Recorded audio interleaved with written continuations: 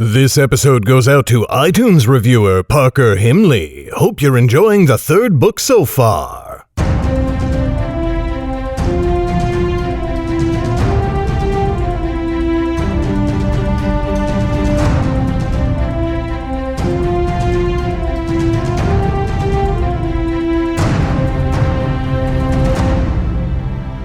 Hi there, Garrett Robinson here. Welcome to the 6th episode of the Nightblade Epic Podcast Season 3. Hey, you're obviously here because you like fantasy stories, and I'm really glad you like my fantasy stories enough to want to listen to them each week. Well, that's one reason you should go check out Natural 20 Proof. It's my new D&D show that I've started with some of my local friends. We stream it live on Twitch every Sunday at 1:00 p.m. Pacific Time on twitch.tv/nat20proof. In case you need a better reason to watch, this week my whole party ate a stew made from special mushrooms and started hallucinating while I had to take care of all of them. Then we were attacked by gnolls, and I was the only one who even knew it was happening. If that sounds epic, and also hilarious, that's because it was, and that's just one highlight from this week. There's plenty more. So go check out Natural 20 Proof on Twitch. Or if you can't make the live show, find us on YouTube by searching Natural 20 Proof. And don't worry, a podcast version is coming soon. Okay, now it's time for today's episode. Today, you're getting Chapter 9 of Darkfire. When we left off, Lauren and her friends were taking a secret path through the mountains when a rock slide delayed their journey even more. Enjoy!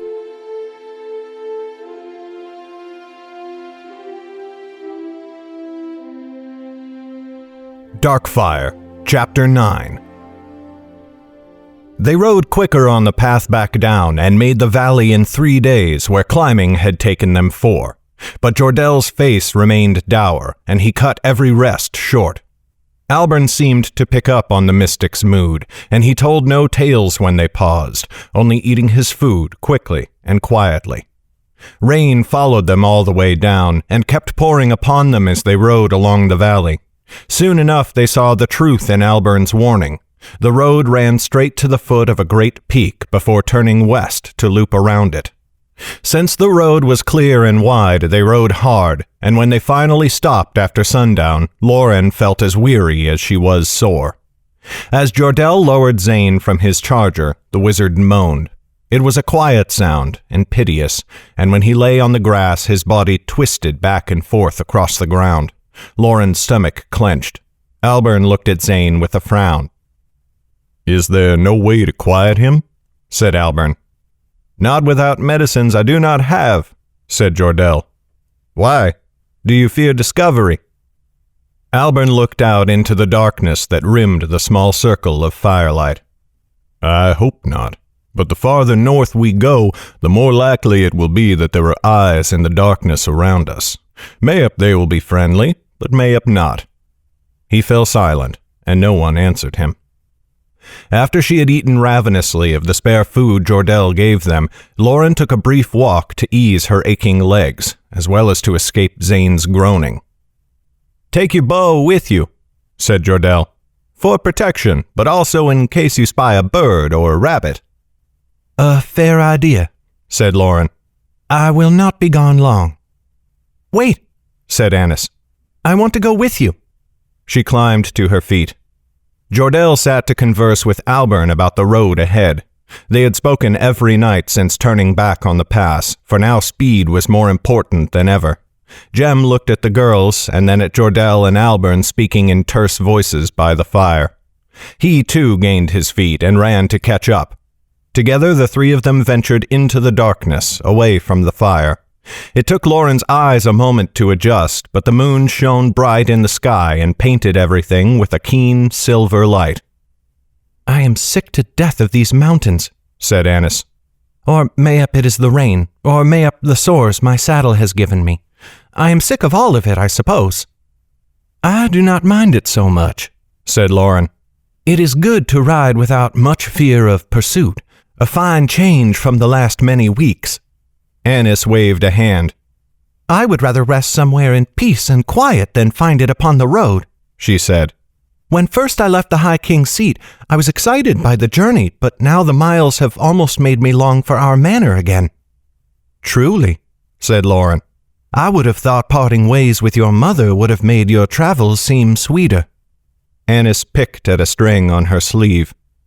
"I suppose, yet I will happily retire to a bed, a chair, and a fire when the chance arises." That brought to mind a matter Lauren had long been brewing on. She stopped and turned to them both, as though she had only just been struck by the idea. "Mayhap you can have more than that. What if we found you a place to stay once we have safely left Selvin behind us? You as well, Jem." Both children looked at her as though she were mad, but it was he who spoke. "What sort of place? Jordel's stronghold, you mean?" Lauren shook her head. "No, not that. Some noble's manor, far from any court where Yaren or the mystics could find you. I am certain Jordel would know of such a place. You would be safe from all prying eyes, even your mother's." Jem's expression grew angry. "You mean to leave us behind, while you and Jordel carry on with his quest?" The fury in his eyes confused her, but Annis's pained expression was worse. "What have I done to offend you?" she said quietly. "Why would you cast me aside?" Lauren balked. You have done nothing. But you have seen the dangers of our road, and I think it will grow far darker before its end. You have had nowhere to go beyond my side, but I know Jordel could arrange it." "What makes you think we want another place to go?" said Jem. "Did we ever ask you for one?" "She just said so," said Lauren, pointing to Annis. "And you are always complaining of the cold and the rain and how little we have to eat. You cannot tell me you would rather have this life than one of peace and plenty. Ever since we had hoped to sell our maidstones for a small fortune, I had planned to use it to send the two of you away, mayhap to some outland kingdom like Calenton, where no one could find you." Annis shook her head. "You spoke of such a plan, only you made it sound as though you would come with me. Did you mean to leave me there all alone?"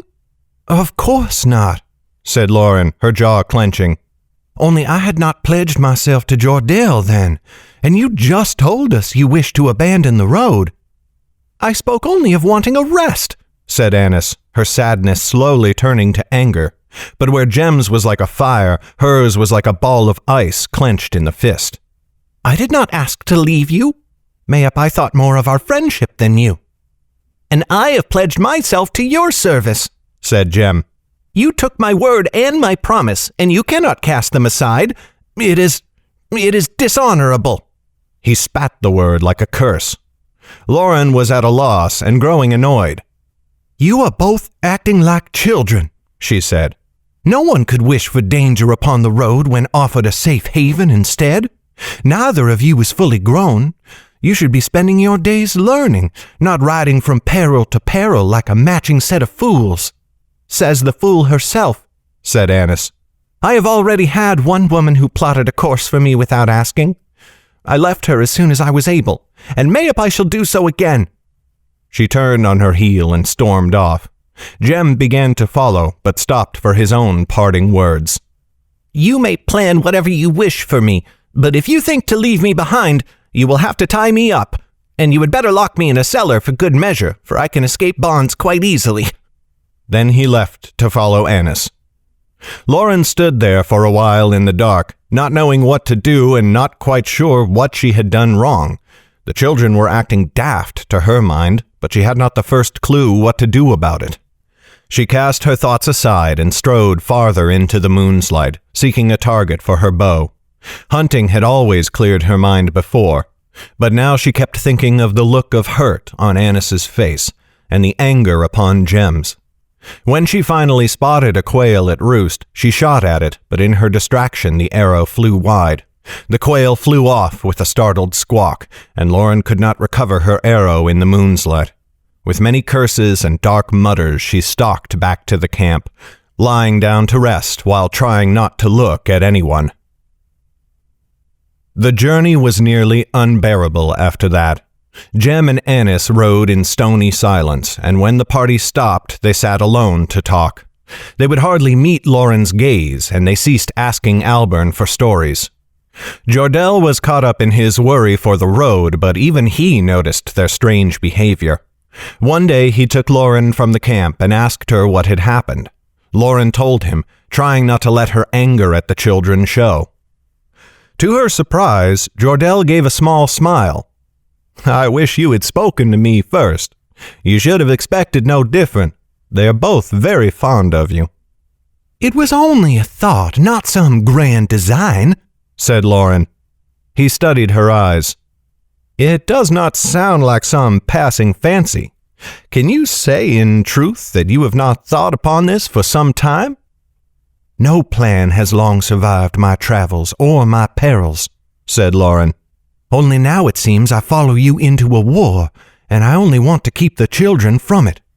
I am fond of them as well, though just now I am nearly angry enough to forget it. I only want to keep them safe." "Safety is rarely the greatest concern of the very young, for they have little understanding of true danger. But I do not think it is their youth that makes them act thus. Tell me, if I offered you the same chance you gave to them, would you take it?" Lauren looked at him in surprise. I would be out of place in a noble's court." "Jim could say the same thing. But is it your unease with nobility that holds you back, or something else? Could you sit in safety and in silence, sewing pretty dresses for dances and festivals?" As Jordell spoke, the picture of his words found shape in Lauren's mind, yet she could not place herself inside the thought, nor see her face within it anywhere.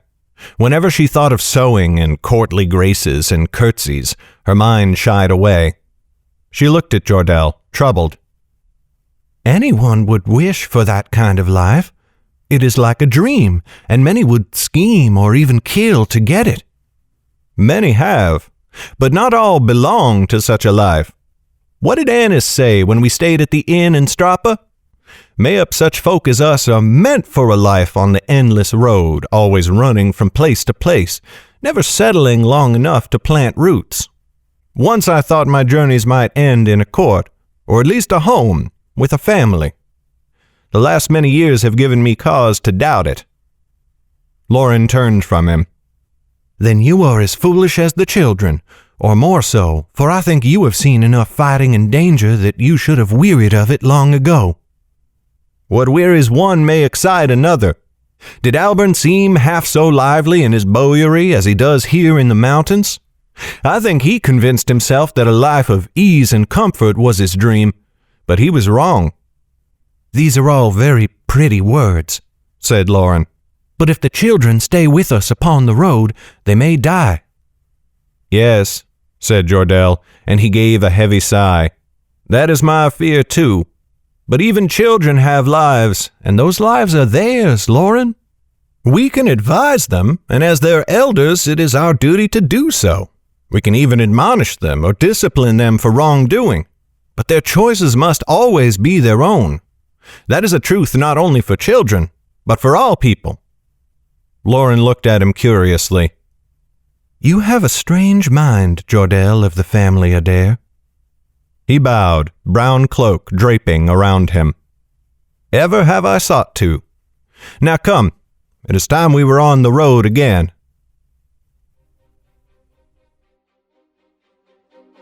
This has been a production of Legacy Books, written and narrated by Garrett Robinson. The music in this podcast was created by Will Musser. Check out his incredible work at willmusser.com. That's WILLMUSSER.com. Today's letter is W. Thank you for listening. Bye-bye.